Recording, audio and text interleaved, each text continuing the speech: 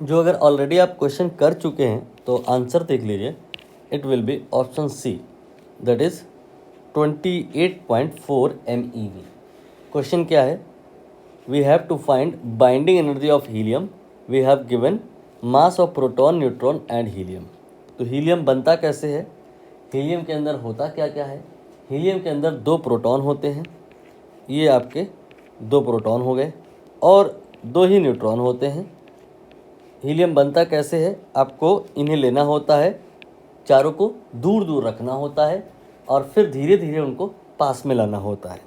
तो जब धीरे धीरे पास में लाते हैं तो ये एक गोले के अंदर बन जाते हैं सारे, और जब ये सारे गोले के अंदर हो जाते हैं तो इसको कहा जाता है कि ये है हीलियम।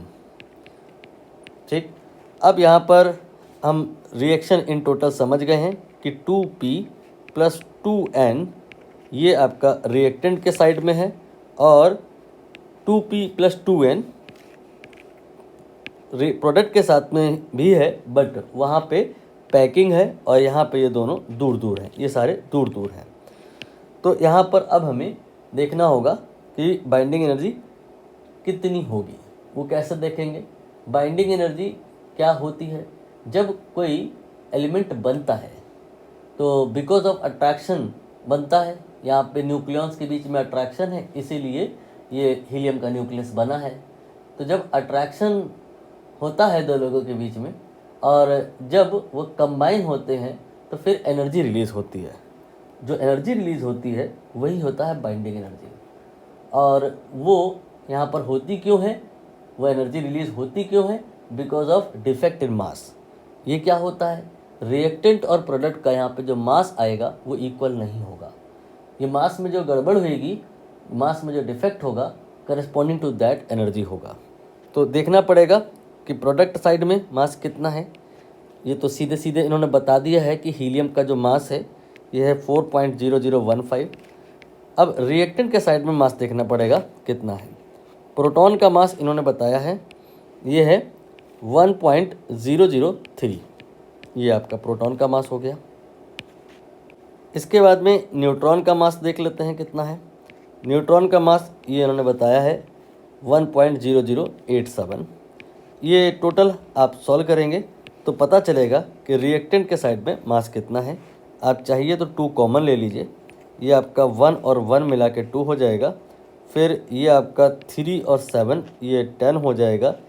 8 और 7 15, और जो एक कैरी था वो आपका 16 हो जाएगा, और फिर इसके बाद एक 0 आ जाएगा। ये आपने निकाला total mass of, you can say, reactant side. इसको और सिंप्लीफाई आप कर सकते हैं, कर लेते हैं। 2 × 2.0160, ये कितना आ गया? 4.032। Now you can see over here what, कि ये है रिएक्टेंट का मास, ये है प्रोडक्ट का। क्या दोनों बराबर हैं? नहीं, ये है 0 देन 3, यहाँ तो 2 बार 0 आ रहा है ना। तो ये आपका जो प्रोडक्ट साइड है ये मास में कम है, तो जो मास में कमी हुई है उसी के बदले एनर्जी जनरेट होगी। तो अब हमें देखना पड़ेगा मास कितना यहाँ पे कम हुआ है। इसके लिए हम इसमें से इसको घटा देंगे, तो माइनस कर देते हैं 4.0015। तो ये आपका आ गया defect in mass delta M, ये हो गया 0.0305 यू, AMU कह सकते हैं आप। और अब हमें निकालना है एनर्जी कितनी जनरेट होगी। तो जो डेल्टा एम होता है उसमें हम 931 से मल्टीप्लाई कर देते हैं, तो एनर्जी आ जाता है MEV में आ जाता है। तो आप यहाँ पर 0.0305 में 931 से मल्टीप्लाई करेंगे, मल्टीप्लाइड बाई 931, ये आपका आया 28.39, approximately you can say 28.4 MeV।